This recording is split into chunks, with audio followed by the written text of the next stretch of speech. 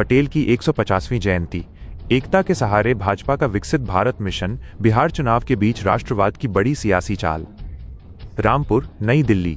लौह पुरुष सरदार वल्लभ भाई पटेल की 150वीं जयंती के अवसर पर भारतीय जनता पार्टी, भाजपा और केंद्र सरकार ने देशव्यापी अभियान छेड़ दिया है, जिसे सिर्फ एक श्रद्धांजलि नहीं बल्कि 2025 के लिए एक वृहद राजनीतिक और राष्ट्रवाद की रणनीति माना जा रहा है।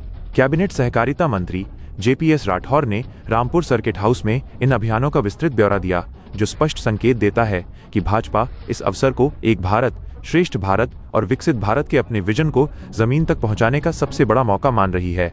लौह पुरुष सरदार वल्लभ भाई पटेल की जयंती 31 अक्टूबर से शुरू होकर ये राष्ट्रव्यापी अभियान 6 दिसंबर डॉक्टर भीमराव अंबेडकर के महापरिनिर्वाण दिवस तक चलेगा, जो सांकेतिक रूप से देश के दो महान एकीकरणकर्ताओं की विरासत को जोड़ता है। इस अभियान में 31 अक्टूबर को हर जिले में रन फॉर यूनिटी आयोजित होगी, जिसके बाद 1 नवंबर से 26 नवंबर तक प्रत्येक विधानसभा क्षेत्र में 8 से 10 किलोमीटर लंबी एकता पदयात्रा निकाली जाएगी। इन यात्राओं में युवाओं के साथ साथ पूर्व सैनिक, किसान, श्रमिक और NCC NSS के स्वयंसेवकों को शामिल किया जा रहा है, ताकि हर वर्ग तक एकता और राष्ट्र निर्माण का संदेश पहुंचाया जा सके। इसके अलावा युवाओं को सीधे पटेल की विरासत से जोड़ने के लिए 26 नवंबर से 6 दिसंबर तक सरदार पटेल के जन्मस्थान करमसद से स्टैच्यू ऑफ यूनिटी केवड़िया तक 150 किलोमीटर की राष्ट्रीय पदयात्रा होगी। मंत्री राठौर ने अपने बयान में बरेली उपद्रव पर बोलते हुए जिस तरह आजम खान और विपक्ष के बयानों को खारिज किया, वो दिखाता है कि भाजपा सरदार पटेल की 150वीं जयंती को विपक्षी दलों की जातिगत राजनीति के जवाब में एक मजबूत राष्ट्रीय एकता का एजेंडा सेट करने के लिए इस्तेमाल कर रही है। खासकर बिहार चुनाव के बीच कुर्मी वोट बैंक पर भी फोकस किया जा रहा है।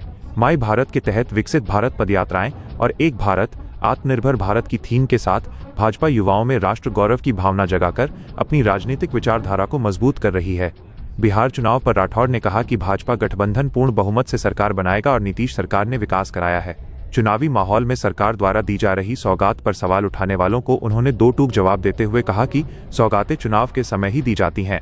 कुल मिलाकर सरदार पटेल की 150वीं जयंती का यह जश्न केवल एक राष्ट्रीय आयोजन नहीं है, बल्कि 2025 के चुनावी परिदृश्य को साधने और विपक्ष के जातिगत समीकरणों के सामने राष्ट्रवाद और एकता के विजन को मजबूती से स्थापित करने की भाजपा की एक सोची समझी राजनीतिक पहल है।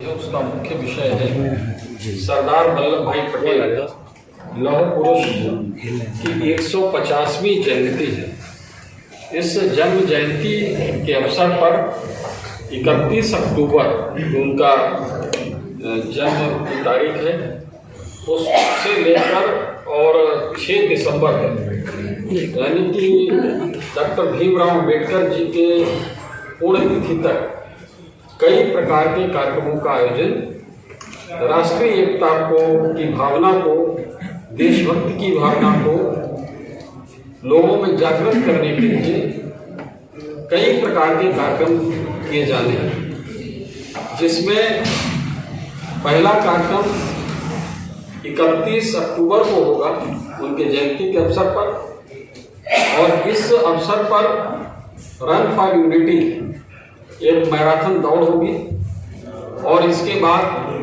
विजयी लोगों को पुरस्कार वितरण भी किया जाएगा और उसके बाद बातचीत से भी मसला हल हो सकता है।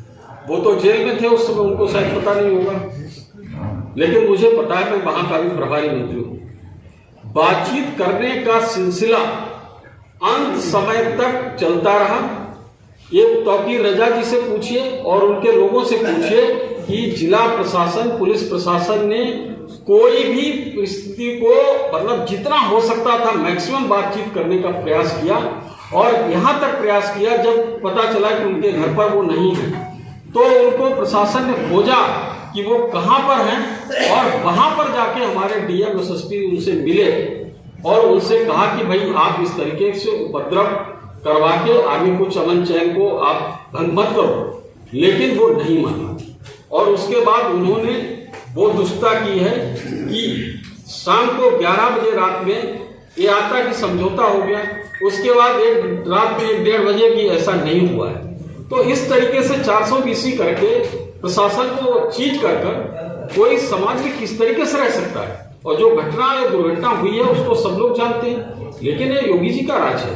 यहाँ पर इस तरीके से हम किसी का अपीसमेंट नहीं करना चाहते, तुष्टिकरण नहीं करना चाहते, किसी कि व्यक्ति के डर या साए में किसी एक नागरिक को रहने नहीं देंगे।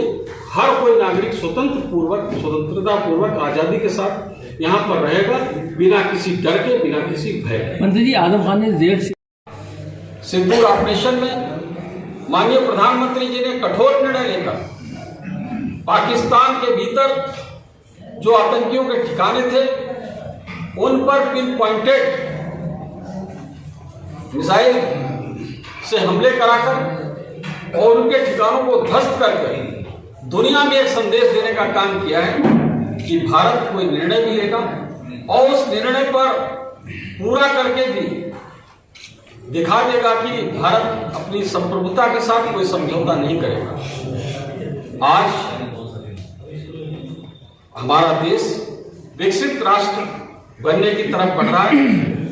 हमारी अर्थव्यवस्था दुनिया की चौथी सबसे बड़ी अर्थव्यवस्था बन चुका है और माननीय प्रधानमंत्री नरेंद्र मोदी जी ने कहा है कि हम अपने इस तीसरे कार्यकाल में ही इस भारत को दुनिया की तीसरी सबसे बड़ी अर्थव्यवस्था बनाएंगे। जब हमारी अर्थव्यवस्था, अगर आपको ऐसा लग रहा तो आप बताइए कि आदर्श पे नहीं चल रही। क्या सरदार वल्लभ भाई पटेल जी ने सपना नहीं देखा था कि कश्मीर को एक करेंगे?